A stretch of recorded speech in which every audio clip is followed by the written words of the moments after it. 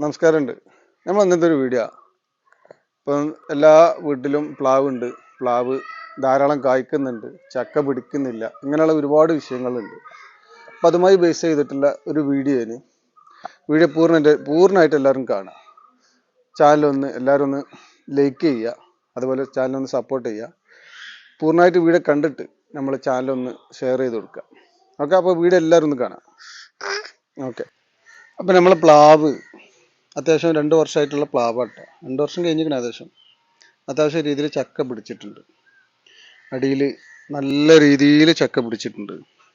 പക്ഷേ നമുക്ക് ഈ ചക്ക മുഴുവനും നമുക്ക് ചക്കായിട്ട് കിട്ടൂല. ചക്കായിട്ട് കിട്ടില്ല എന്ന് പറയാൻ ഇത് ആൺപൂവാണ്. നമ്മൾ ആദ്യം മനസ്സിലാക്കേണ്ടത് ഈ ചക്കയിൽ ആൺപൂവും പെൺപൂവും ഉണ്ട്. അത് തിരിച്ചറിയുക എന്നുള്ളതാണ്.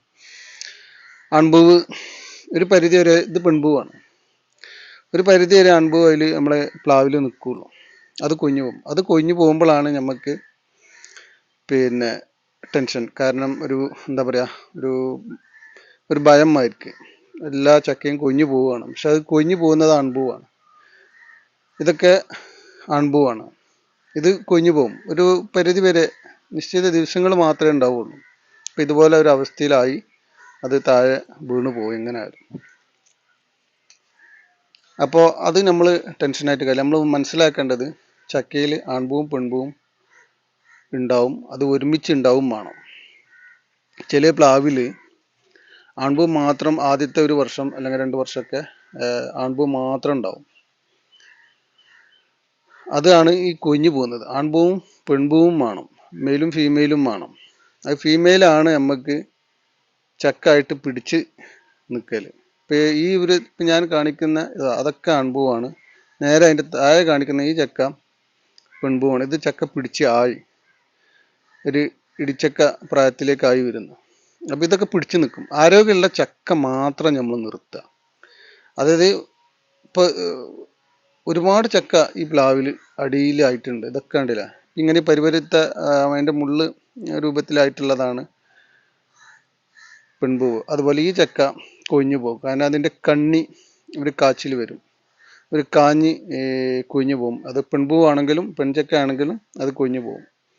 അത് ചിലത് അതിൻ്റെ കണ്ണി കായും, തണ്ട് അതിൻ്റെ നെട്ടിഭാഗം കാഞ്ഞു വീഴും. അത് പല കാരണങ്ങളുണ്ട്. ചൂടിൻ്റെ കാഠിന്യം കൊണ്ട്, നന കുറവ്, അങ്ങനെയുള്ള വിഷയങ്ങൾ. നന വെച്ചാൽ ഡെയിലി ഈ ചക്കയുള്ള പ്ലാവിന് ഡെയിലി നനക്കാതിരിക്കുക എന്നുള്ളതാണ്. ഒരു 4 ദിവസം 3 ദിവസമൊക്കെ കൂടുമ്പോൾ ചെറിയൊരു നന കൊടുത്താൽ മതി. അതുപോലെ പേടായിട്ടുള്ള ചക്കകൾ, അതായത് എല്ലാ ചക്ക ഇതിൽ നമുക്ക് ചക്കായിട്ട് കിട്ടില്ല ഞാൻ പറയാൻ കാരണം, ഇതിൽ പേടായിട്ട് ഉള്ളിൽ ചുള ഉണ്ടാവില്ല, ഒരു വികൃത രൂപമായിട്ട് ചക്ക നിൽക്കും. അതൊക്കെ നമ്മൾ എന്ത് ചെയ്യുക, ഒരു ഇടിച്ചക്ക പ്രായത്തിൽ കട്ട് ചെയ്തെടുക്കുക. ഇടിച്ചക്കയുമായി ബന്ധപ്പെട്ട് നമുക്കൊരു വീഡിയോ വരാനുണ്ട് കേട്ടോ. അപ്പോൾ ഇടിച്ചക്ക രൂപത്തിൽ എടുക്കുക. നല്ല ആരോഗ്യമുള്ള ചക്കയെ നിർത്തുക. അതായത് ആ ചക്കയുടെ പ്ലാവിൻ്റെ പ്രായത്തിനനുസരിച്ച് കഴിയുമ്പോൾ ചക്ക നിർത്തുക. ഇത് വർഷം കൂടുന്നിടത്തോളം ചക്കയുടെ വലുപ്പം, ചക്കയുടെ എണ്ണം കൂടും. നമുക്ക് അങ്ങനെ കിട്ടിയാൽ മതി. അല്ലാതെ ആദ്യത്തെ 1-2 ബാച്ചിൽ ചക്ക പൂർണ്ണമായിട്ടല്ല നമുക്ക് ഇതുപോലെ ചക്കായിട്ട്, നല്ല ചക്കായിട്ട് കഴിക്കാൻ പറ്റുന്ന രീതിയിൽ ചക്കയുടെ ചുളയുടെ നിറവ് കൂടിയിട്ട് നമുക്ക് കിട്ടൂല. പിന്നെ ചക്ക അത്യാവശ്യം അതിലുള്ള നല്ല ആരോഗ്യമുള്ള മാത്രം നിർത്താം. ബാക്കിയൊക്കെ നമുക്ക് കട്ട് ചെയ്ത് മാറ്റുക. അല്ലാന്നുണ്ടെങ്കിൽ ഇടിച്ചക്ക പ്രായത്തിൽ എടുക്കുക, നമ്മളത് യൂസ് ചെയ്യാം. അതുപോലെ ചില പ്ലാവിൽ ആദ്യം പെൺപൂ ഉണ്ടാവും, ആൺപൂ ഉണ്ടാവില്ല. അപ്പോൾ ചക്ക അത്യാവശ്യം കുറച്ചൊരു വലിപ്പം അതിൻ്റെ ശേഷം കൊഞ്ഞു പോകും. അത് ആൺപൂ ഇല്ലാത്തതിൻ്റെ കേടാണ്. അങ്ങനെ ഉണ്ടാകുന്ന ചക്ക അല്ലെങ്കിൽ അങ്ങനെ ഉണ്ടാകുന്ന പ്ലാവ് ഏതാണെന്ന് വെച്ചാൽ നമ്മൾ ഈ താമര വരിക്ക, ചെമ്പരത്തി വരിക്ക, അങ്ങനെയുള്ള ചക്കകളിലാണ്. അങ്ങനെയുള്ള ചക്ക കായ്ക്കാനും പൂടാനൊക്കെ ഒരു 2 കൊല്ലം 3 കൊല്ലമൊക്കെ പിടിക്കും. പക്ഷെ അതിൽ ആദ്യം ഉണ്ടാകുന്നതൊക്കെ പെൺപൂവാണ്. കാരണം അത് എല്ലായിടത്തും അല്ല കേട്ടോ, ചില ഏരിയകളിലൊക്കെ അങ്ങനെ ഉണ്ടാവലുണ്ട്. അപ്പം ഇതിൻ്റെ മേലെ നല്ലൊരു ചക്ക ഉണ്ട്, നല്ല മൂപ്പായിട്ടുണ്ട്. അത് നമുക്ക് ഇതിൽ തന്നെ നമുക്കത് പറിക്കണത്. അപ്പോൾ ഞാൻ ചെമ്പരത്തി വരിക്കനെ കുറിച്ച് പറഞ്ഞതെന്ന് വെച്ചാൽ, ഈ ആൺപൂവും പെൺപൂവും കൂടി വിരിയണം, എന്നാലാണ് അത് നമുക്ക് പിടിച്ചു നിൽക്കുള്ളൂ, പെൺപൂ പിടിച്ചു നിൽക്കുള്ളൂ. ഇത് വിയറ്റ്നാമിലെ പ്ലാവാണ്. ഇതിൽ അത്യാവശ്യം രീതിയിൽ കായ പിടിച്ചിട്ടുണ്ട്.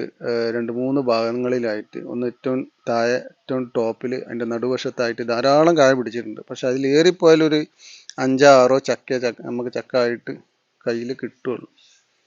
പക്ഷെ ബാക്കിയൊക്കെ എൻ്റെ ഒരു അഭിപ്രായത്തിൽ കുറേ പേട് രൂപത്തിലേക്കായിട്ട് മാറുകയാണ്. അതുപോലെ തന്നെ ചക്ക വലിപ്പം ഉണ്ടാവില്ല. അപ്പം അങ്ങനെയുള്ളതൊക്കെ നമുക്ക് മാറ്റി ഒഴിവാക്കാം. പിന്നെ അപ്പോൾ ചക്ക കൊയ്യുന്നതിൻ്റെ കാരണം ഇതൊക്കെയാണ്. നമ്മൾ മാക്സിമം പേടായിട്ടുള്ളതൊക്കെ ഒഴിവാക്കി കൊടുക്കുക. ആൺപൂ കൊഴിഞ്ഞു പോകും. ഏതായാലും നമ്മൾ ഈ ചക്ക ഒന്ന് ഇട്ട് നോക്കുക.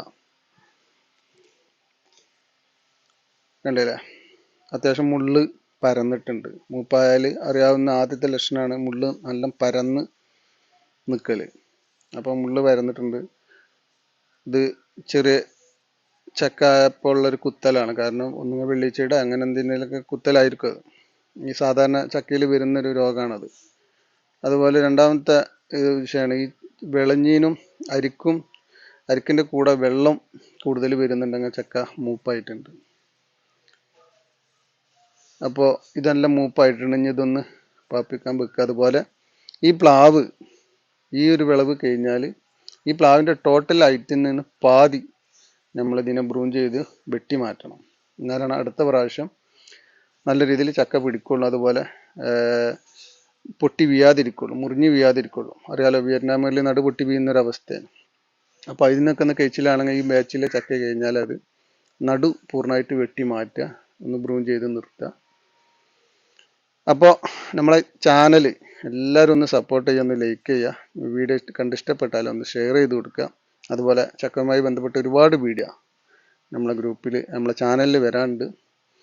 അപ്പോൾ എൻ്റെ പൊന്നാര കർഷകർ എന്താ പറയുക, ചക്ക കൊഴിഞ്ഞു പോകുന്നത് കണ്ട് ആരും പേടിക്കണ്ട. ഇതൊക്കെയാണ്